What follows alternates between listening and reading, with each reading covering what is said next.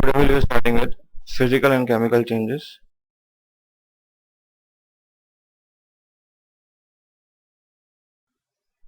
This is a chapter covered in 6th and 7th class. Now, what are physical and chemical changes? There are a lot of changes we observe in daily life. They are physical and chemical changes. In physical changes, there is no change in molecular arrangement. Chemical changes include all the chemical reactions, the burning of cracker, burning of paper, burning of wood. All these are chemical changes. Physical change includes cutting of paper, folding of paper, melting of ice. So now we got a rough picture of what these changes are. First, uh, uh, for understanding, we will do a comparative study that will help us to understand both the changes, because in contrast, if we study, it will help us to learn nicely. So what is physical changes? According to definition, physical change states that a change which alters some specific properties, like there is change in state, there is change in texture. I will be dealing with an example to explain all these. There is change in magnetic properties, and what will you say about this? Molecular arrangement. The answer is no. Molecular arrangement does not change, or molecular does structure does not change.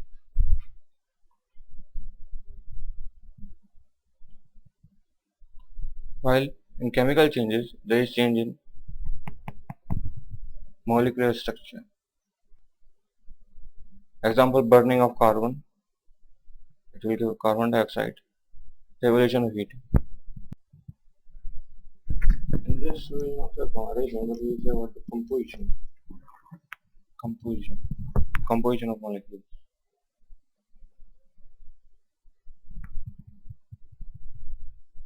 This and there are one more difference is that physical change. Let's consider it with an example of ice and water. In physical change, we say there is no net gain or loss of mass.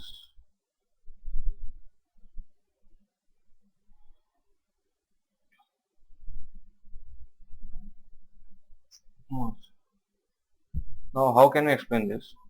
We can explain this by saying that the energy which is required to convert ice to water, ice to water,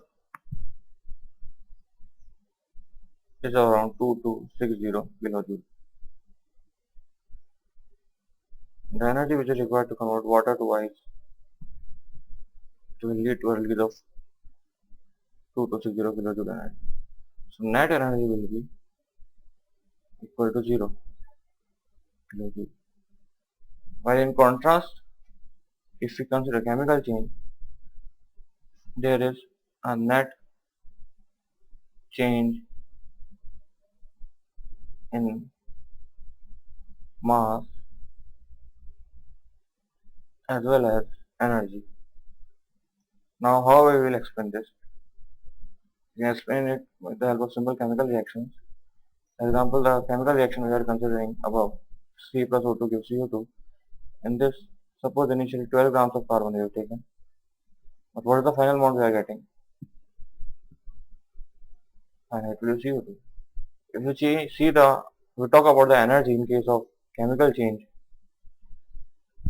What is energy? How we will consider it?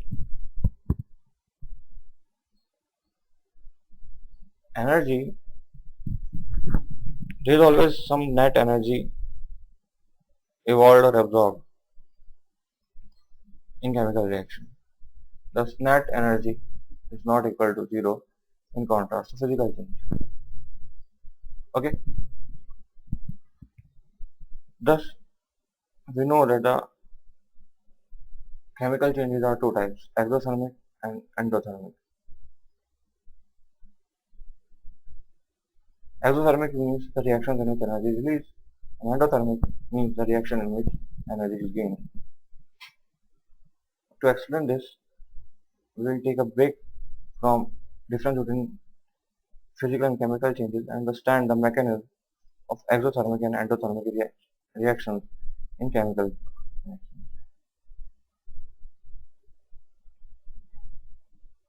For example, if we consider this reaction, okay, in this oxygen lies in the form of double bond like this. C is combined with oxygen in this form. Carbon is in this free form.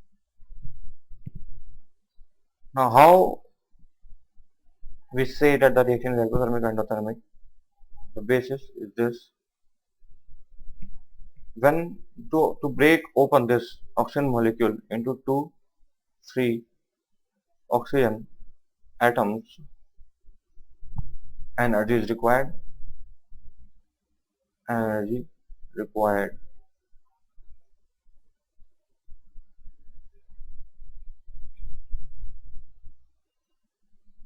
To break now, so here energy was required. Here, when the CO2 molecule is formed, then the energy is released. Now, there are two steps in which one is energy required, one is energy released. So we decide that the reaction is exothermic endothermic on the basis of this net energy. If the energy required is greater than energy released, then the reaction will be endothermic. If the energy released is greater than the energy required, then the reaction will be exothermic. So it is not necessary in an endothermic reaction always the energy is gained only. In an exothermic reaction always the energy is released.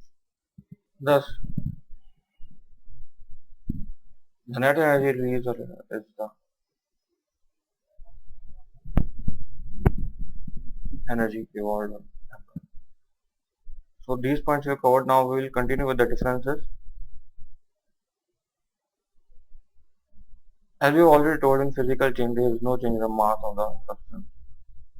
Mass, like if 1 kg of ice we have taken and melted, it was converted to 1 kg of water. When chemical change we are saying there is change in mass. How we can say, let's take the example of sugar. What is this? Heating. Thing gives a black substance plus steam.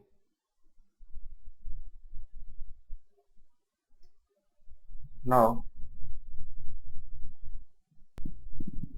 a black substance and steam. What other points we can say about physical chemical change is that physical change is a temporary change.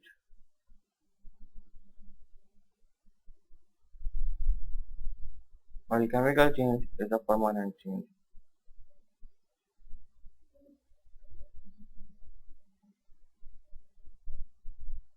While chemical change is a permanent change.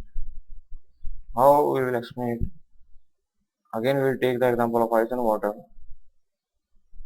Temporary change means if we convert ice to water and again water to ice,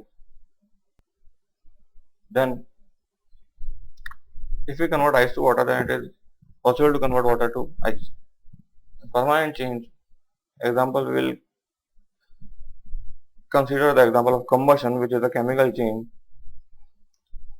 We have all lighted up an hour or a flower pot in a on Diwalis or on celebrations.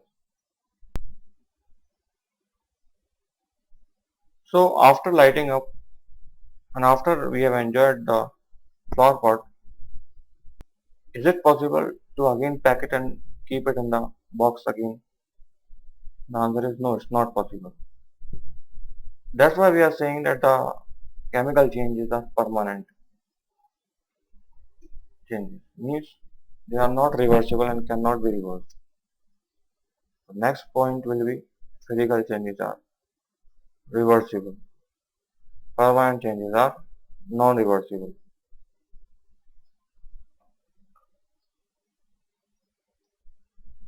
Now we'll discuss about the changes on the molecular level and physical and chemical changes. Change in the composition of molecules.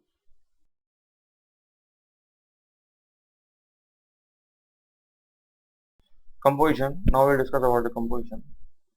In physical changes, we say there is no change in composition. In chemical change, we say there is change in molecular composition. Now what does this mean? In physical changes, we say, again consider the example of ice and water. In ice and water, both, the formula of H2O is this H2O molecule. In chemical changes, the molecular composition changes.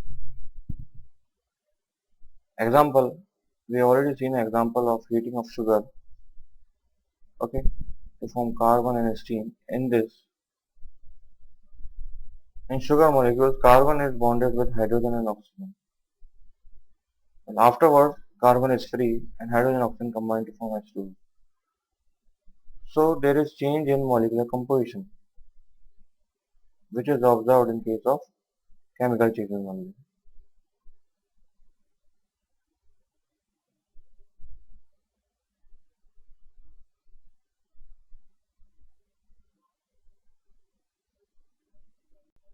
We often heard about magnetizing the steel rod, or magnetizing the. Also in childhood, we have seen that when we rub the ruler or scale on our head and try to attract the small pieces of paper, that scale, then they get attracted. Now what is that? There is change in the magnetic properties. And if you have heard the definition carefully, then you will observe, you will find that the change in magnetic property comes under physical change. Next time, remember that the magnetizing scale or a steel rod is an example of physical change. Cause change in magnetic property is an example of physical change. We will deal with some examples of physical and chemical changes. Switching on an electric bulb.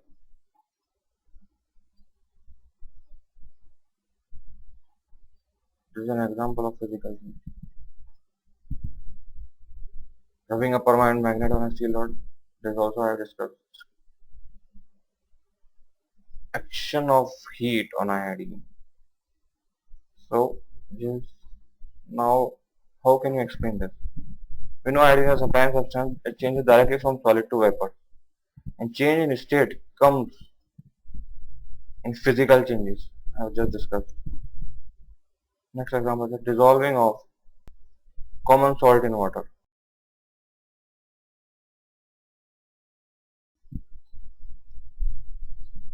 So we shall discuss some example of chemical changes. The rotting of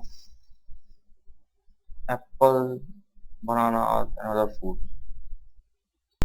Ripening.